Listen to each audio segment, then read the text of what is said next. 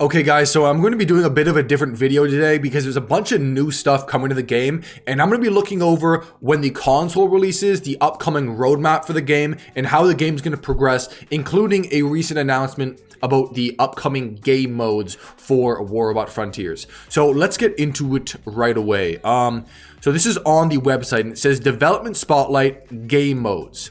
So when War Robot Frontiers is released globally, we plan on having 3 game modes for players to dive right into. Right now, we are focusing on developing and adjusting Beacon Rush, Elimination, and Team Deathmatch. That's interesting. So Elimination is not Team Deathmatch, I guess. Read for an overview. So let's go to Beacon Rush. I feel like I don't need to read over Beacon Rush because that's what we have right now in the game. It's similar to even original War Robots where you capture a beacon and then you can drop in on it. The ability to deploy on beacons makes team movement less predictable, blah, blah, blah. My favorite beacon game mode of all time. Elimination. So this is the new one. Elimination. In Elimination, you focus on destroying enemy robots. Territory control isn't essential to this mode. For now, the mode still has beacons that you can capture and use as drop spots, but they do not bring you any victory points. A team wins if it has more robots than the opposing team when the match ends. A match will end early if all the robots of one team are destroyed. That's so weird. How it's team deathmatch with beacons? The main difference between a classic team deathmatch in other shooters and War Robot Frontiers is that Elimination encourages you to play safe.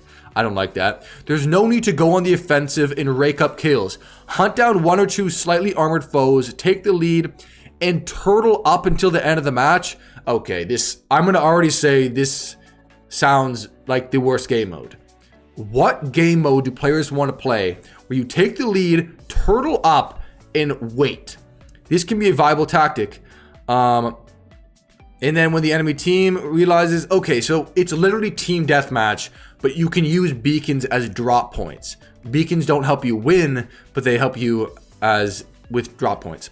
So this is Team Deathmatch. When Team Deathmatch goes online, it will be the only mode that focuses exclusively on kill count. Your goal is to reach the kill limit faster than your opponents.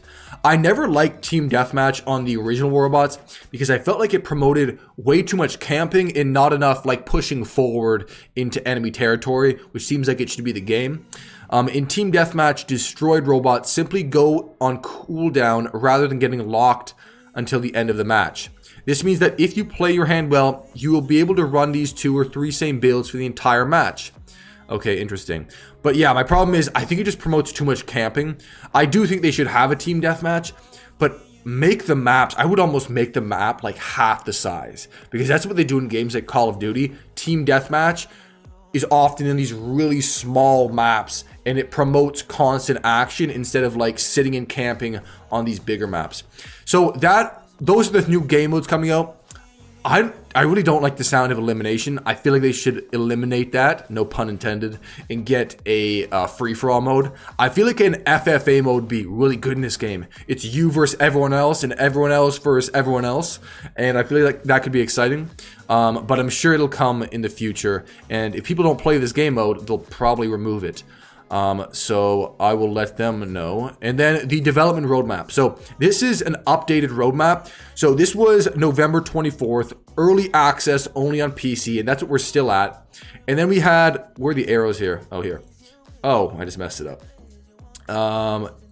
Okay, so here was update 1. So this is 2 robots, 3 weapons, 2 ability modules.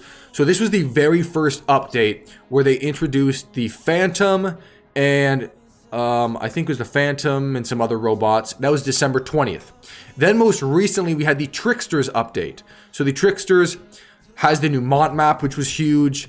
New Mont map, Raven, Loki, an improved tutorial, upgrade your loadout with new weapons, Scatter, Dragoon, Shock Train, and abilities. And we've tried out all that new stuff.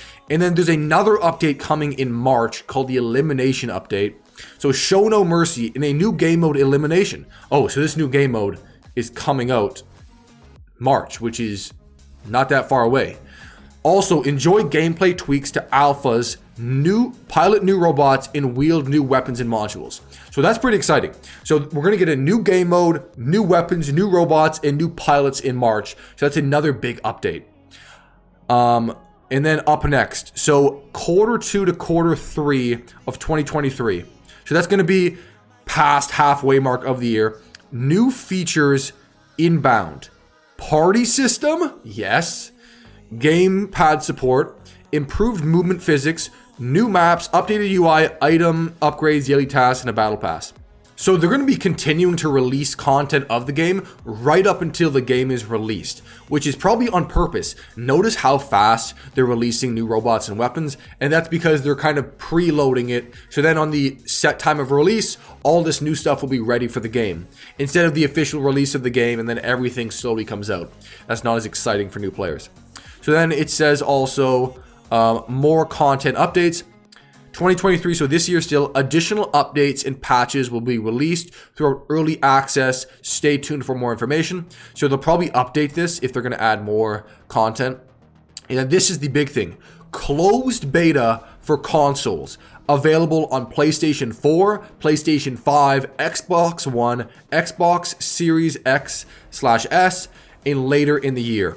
I actually sold my PlayStation 5, so I feel like I'm going to want to use like a friend's PlayStation to test it out when the beta hits, just because I want to feel the mechanics on, like, you know, a controller PlayStation console. So that's going to be 2023. There's not an exact month specified, but considering this is Q2 to Q3, I think they're aiming for like September or October of this year. And then open beta is the last step. Warbots Frontier is an open beta and is free to play for all players on PC and consoles. So it sounds like the official release is coming later in the year. And for those of you who are wondering, because there's a lot of questions about consoles, it will 100% be on consoles. It just is a matter of when, and it sounds like late summer, early fall is the time to look for that. So that was just a quick video looking at the new stuff coming to the game.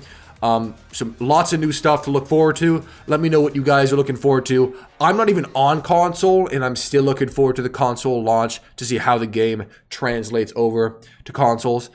So there it is, guys. Peace, cheese, McMuffin. See you guys next time.